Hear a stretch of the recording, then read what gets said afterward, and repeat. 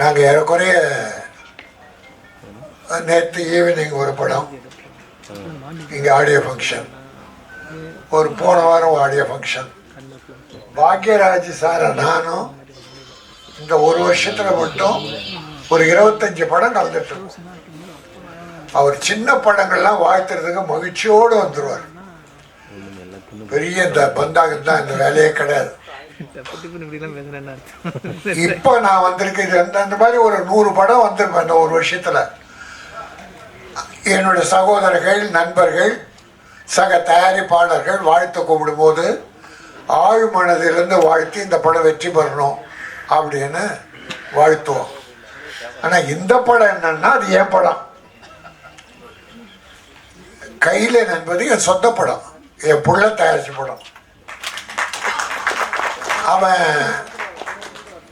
ஏறக்குறைய 1991 என் வீட்டுக்கு ஸ்கூலுக்கு வந்தான். வண்ணாரப்பேட்டையில காமராஜ் மெட்ரிகுலேஷன் ஸ்கூல்னு ஒன்று நடத்துகிறேன். அப்போ தமிழ்நாடு மெட்ரிகுலேஷன் ஸ்கூல்ஸுடைய தலைவர் ஒரு தம்பி திடீர்னு ஒரு 12:45 1 மணி இருக்கும், மீட்டிங் முடிக்கிறோம், ஜனகணமனாதி பாட நிற்கிறோம். ஜனன்னு ஆரம்பித்த உடனே சார் ஒரு நிமிஷம்னு குரல் பார்த்தா வெடான்னு இன்னைக்கு ஒரு மாதிரியா இருக்காரு. அன்னைக்கு காத்தடிச்சா விழுந்துருவான்.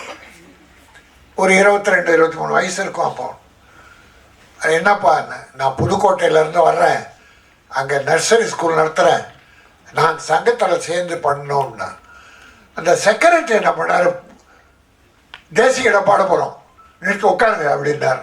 நான் சொன்னேன், இருப்பா, ஒரு புள்ள புதுக்கோட்டையிலேருந்து வந்திருக்கு, பஸ் சரி எவ்வளோ சிரமப்பட்டு எவ்வளோ ஆர்வம் வந்திருக்கான், ஜனகணமன பாடினான்னா அந்த தம்பி பேசிட்டு அப்புறம் பாடலாம் அப்படின்னு தம்பியை பேச விட்டா தீப்பொறி மாதிரி பறந்துட்டான். பேச்சு தீப்பொறி மாதிரி பறந்துருச்சு. அன்னைக்கு வச்ச இவன் சாதாரண ஆள் இல்லை, பெரிய ஆள். அதுல இருந்து முயற்சி உழைப்பின் சிகரம் அவன். இன்னைக்கு படம் எடுத்துட்டு நம்பிக்கையோட டைரக்டர் கையில கொடுத்துட்டான்னா, என் சகோதரர் தனஞ்சயன் கூட சொன்னார், அவனுக்கு ஈக்குவலா ஒரு மனுஷன் வர முடியாது சார். தைரியத்துல திராவிட வறுமையில் வாடி வளர்ந்து கொஞ்சம் பணம் சேர்த்த உடனே கொஞ்சம் தான் திராவிட விழிப்புணர்ச்சி கழகம் ஒரு கட்சி ஆரம்பிச்சிட்டான்.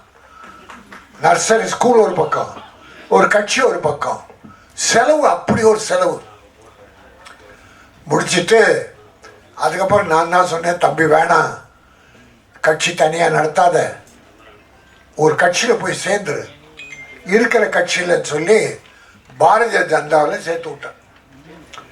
மயிலாப்பூரில் ஒரு விழா நடத்தி அதில் ஜாயின் பண்ணான், இணைப்பு, கட்சி இணைப்பு. பிறகு பாரதிய ஜனதாவில் துணைத் தலைவர் கொடுத்துட்டாங்க. இன்ட்ரெஸ்டிங்காக இருக்கும், அதனால் சொல்கிறேன். அவன் ஒரு பெரிய கேரக்டர், தஞ்சையன் ஒரு பியூட்டிஃபுல் கேரக்டர், அவன் சாதாரண ஆள் இல்லை. பாரதிய ஜனதாவில் வேகமாக இருந்து எல்லாரோட நல்லா பேர் எடுத்துகிட்டே வந்தான். புதுக்கோட்டையில் ஒரு கல்யாணம், பாரதிய ஜனதாவின் துணைத் தலைவராக இவரை கூப்பிடுறாங்க. இன்னைய முதல் அமைச்சர், அன்னைக்கு எதிர்கட்சி தலைவர் தளபதி மு.க. ஸ்டாலினும் போறார் இந்த கல்யாணத்துக்கு. அவர் பேசுறதுக்கு முன்னால இவன் பேசுறான், தம்பி பேசுறான். பேசும்போது என்ன பண்ணிட்டான், நாளைக்கு இந்த தமிழகத்தை ஆளக்கூடிய முதல்வராக வரக்கூடிய தகுதி படைத்த மு.க. ஸ்டாலின் அவர்கள்ட்டான். இவன் இருக்கிறது பாரதிகரம், பாரதிய ஜனதா கட்சியுடைய துணைத் தலைவர். அவரு திமுக எதிர்கட்சி தலைவர் சட்டமன்றத்தில். இல்லை, அந்த துணிச்சல் பாருங்க, யாருக்காவது வருமா? அன்றைக்கு செஞ்சாச்சு சார் அவன் லைஃப். உடனே பாரதிய ஜனதா என்ன பண்ணுவாங்க, நீக்கிட்டாங்க. 2வது நாள் போன் வருது, நீ வந்து என்ன பாருன்னு மு.க. ஸ்டாலின் கூப்பிடுறாரு. இது நீக்கினார்னு ஒண்ணு அவர் கூப்பிடுறாரு, அந்த அன்பு உள்ளத்தை பாருங்க, நீ என் கட்சியில் வர்றேன்னு செய்தி தொடர்களை போட்டு இன்னைக்கு புரட்சி அவருக்கு வலதுகரமா இருந்து பல நல்ல காரியம் பண்ணிட்டு இருக்கான். நீங்கள் டிவி பேட்டியில் பார்த்தீங்கன்னா மேக்சிமம் முதலமைச்சருக்கும் தமிழக அரசு சாதனைகளை எடுத்து சொல்கிறதுல அவ்வளோ போல்டாக சொல்லிட்டு இருப்பான். இவன் அந்த 2001 என் கூட இருந்தப்போ நான் படம் எடுத்துக்கிட்டு இருந்தேன். நம்ம ஒரு மாதிரிமா சின்ன போய்க்கல்லாதே தங்கமான தங்கச்சி. அப்போ கூட ஷூட்டிங்லாம் வருவான். அன்னைக்கு என்னையும் ஒரு மெம்பர் ஆக்குங்க படம் எடுக்கணும்னா, அப்பா கொஞ்சம் இரு இப்போ வேணாம்ண்ணா. இல்லைன்னா அப்போ நான் ப்ரொடியூசர் கவுன்சிலில் மெம்பர் ஆக்கி விட்டேன். பிறகு நான் விநியோக சங்க தலைவராக 2000 போட்டி போடுறேன். அப்போ அங்கே ஒரு தலைவர் சர்வாதிகார சினிமாவையே ஆட்டி படிக்கிறார். 17 வருஷமாக அவரே தலைவர். ஒருத்தம் கூட நாமினேஷன் வாங்க முடியாது, க்ளோஸ். அப்போ நான் போய் முதல் முறையாக போட்டி போட்டப்போ என் கூட இருந்து ஒரு 20 பேரை கூப்பிட்டு வந்து என் பக்கத்திலே இருப்பான். எனக்கு பெரிய பாதுகாப்பு. பிள்ளையா மட்டும் இல்லை, ஒரு பாதுகாவலாம் ஜெயித்தேன். அப்போ தான் விநியோக சங்கத்துடைய மாற்றம் வந்தது. இப்போ அங்கே மறுபடியும் தலைவராக இருக்கேன். ஆக அந்த அளவுக்கு என்னோடு என் பிள்ளையாக ஐக்கியமாகி என்னுடைய நலனில் பெரிய அக்கறை கொண்ட என் தம்பி இன்னைக்கு அவன் நினைச்சதை சாதிச்சிருக்கான். என்னைக்கு 25 வருஷத்துக்கு முன்னால் அண்ணே நான் ஒரு படம் எடுக்கணும் அப்படின்னு சொன்னவன் இன்னைக்கு ஒரு படத்தை டைரக்டர் நம்பி யாருமே கொடுக்க மாட்டாங்க, தனஞ்சய் சொன்ன போல. ஆனால் இப்படிப்பட்ட டைரக்டர் கிடைக்க மாட்டாங்க. கௌரவம், அவரு கௌரவம் நாராயணன், இப்படி ஒரு டைரக்டர் கிடைக்க மாட்டாங்க.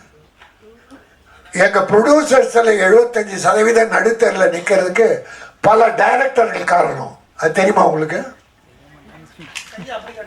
இல்ல உங்களுக்கு தெரியுமான்னு கேட்டேன். நீங்க இல்ல. ஏன்னா நம்பி விடணும்னா யாருக்கிட்ட விடணும்? எங்க தனஞ்சயன் ஏன் போய் உட்கார்றாரு? நிறைய நல்ல டைரக்டர், அதுவும் இப்போ வர்ற தம்பிங்க ரொம்ப அற்புதமா பண்றாங்க. அவங்க சிந்தனை எல்லாம் சிறப்பா இருக்கு. ஆனா செலவுகள் தான் ஓவரா இருக்கு. 5 கோடியில படம் முடிக்கலன்னா 9 கோடிக்குள்ள முடிச்சிடுறாங்க. ப்ரொடியூசரை ரிலீஸ் பண்ண முடியாம அவஸ்தப்படுறாரு. இந்த படம் பாருங்க, தமிழ் பெயர். இன்னைக்கு எல்லா படமும் ஆங்கில பெயர்.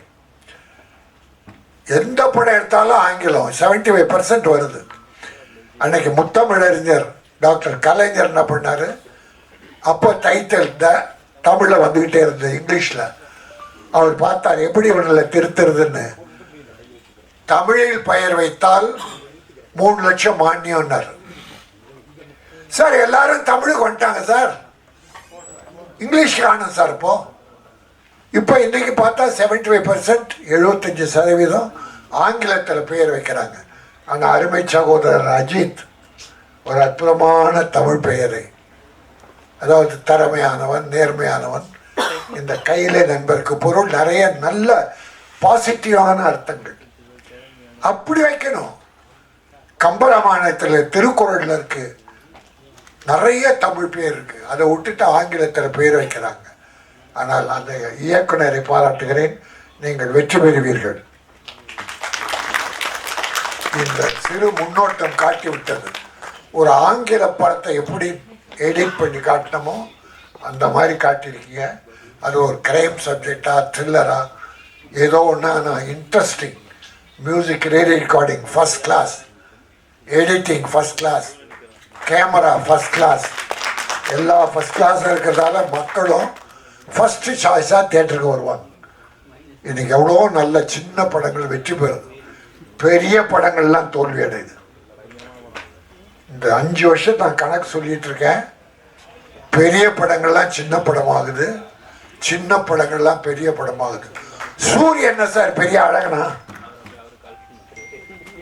காமெடி நடிகர் சூரிய பரோட்டா துண்ணு பரோட்டாவா தின்னானே, அவன் காமெடி பண்ணிட்டு இருந்தான். தம்பி அன்பான தம்பி, அதனால அவன் என்ன பண்ற சார்? ஒரு 4-5 படம் சக்சஸ் சார். என்ன கதை இருந்தது, அதுல குடும்பம் இருந்தது, கிளாமர் கிடையாது, வல்கர் கிடையாது, குரூப் டான்ஸ் கிடையாது, ஒரு பெரிய ஃபைட் கிடையாது, கதை இருந்தது, நல்ல குடும்ப கதை இருந்தது. அதனால கதைகள் கிராமத்தில் கொட்டி கிடக்கு சார். ஒவ்வொரு வீட்டில் இருக்கு சார், வீதியில் இருக்கு சார். என் அருமை தம்பிகள் வர்ற டைரக்டர்ஸ் தமிழ் பண்பாடு குறையாத தமிழ் கலாச்சாரம் மிக்க படங்களை எடுங்க.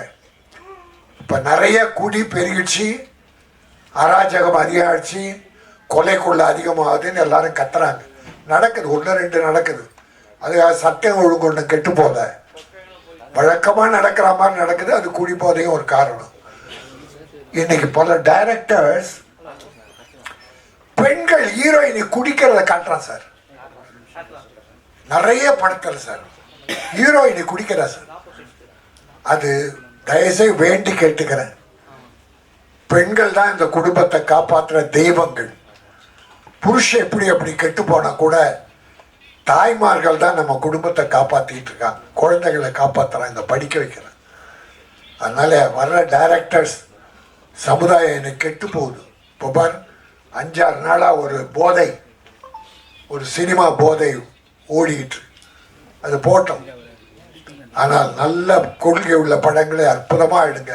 இந்த படம் அற்புதமாக தூய்மையாக தமிழ் பண்பாட்டை சொல்லக்கூடிய ஒரு த்ரில்லர் என்பதை சொல்லி ஒரு சின்ன விஷயம். தனஞ்சயன் ஏன்னா சிஎம்மோட இருக்கிற என் தம்பி பிடி அரசகுமார், பாக்யராஜ் எல்லாருக்கும் ஒன்றே ஒரு வேண்டுகோளை வைக்கிறேன்.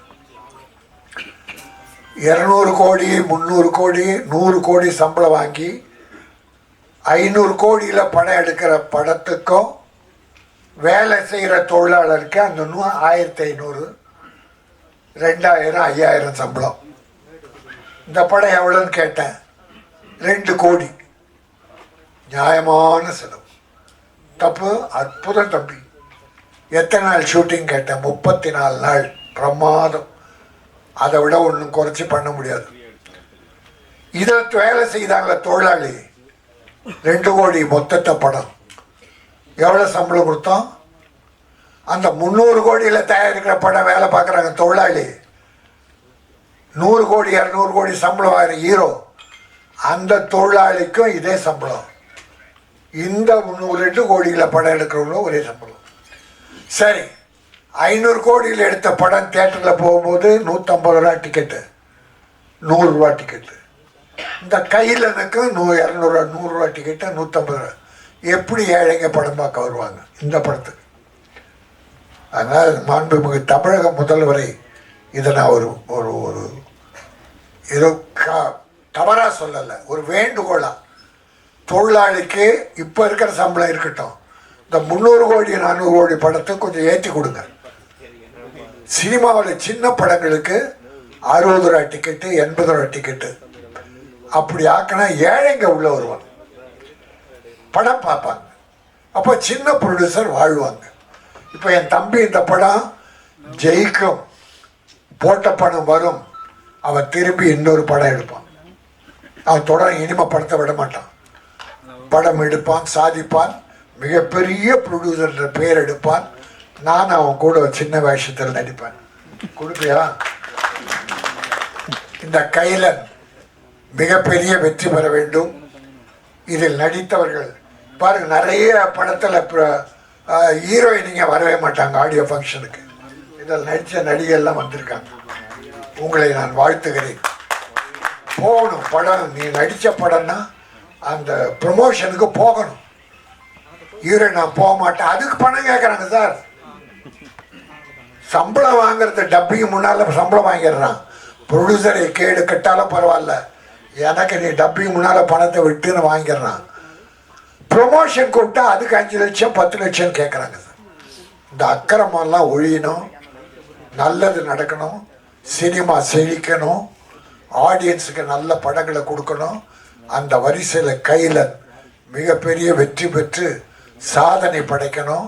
என் தம்பி பிடி அரசகுமார் அரசியல்வாதியாக மட்டுமல்லாமல் ஒரு நல்ல தயாரிப்பாளராக வளரும். என்னுடைய வாழ்த்துக்கள். நன்றி, வணக்கம். தமிழ்நாடு பூரா, இந்தியா பூரா வேறு எந்த மாநிலத்திலும் 8% டேக்ஸ் கேளிக்கை வரின்னு தமிழ்நாட்டில் மட்டும்தான் போட்டாங்க. மீதி இந்தியாவில் எந்த மாநிலத்திலும் இல்லை. அதை நம்ம முன்னால் இருந்த ஆட்சியில் நம்ம ப்ரொடியூசர் கவுன்சில் சினிமா உலக சார்ந்த சங்கங்கள் எல்லாம் வேண்டுகோளை வச்சோம். சினிமா டிக்கெட் விலை ஏறி போச்சு, சினிமா சரியா இல்லை, இந்த 8% தனியாக வேற வாங்குறீங்க, அதனால் அதை விட்டால் சினிமா நல்லா இருக்கும், அதனால் அந்த 8% கேளிக்கை வரி எடுக்கணும் அப்படின்னு நீண்ட நாள் கோரிக்கை.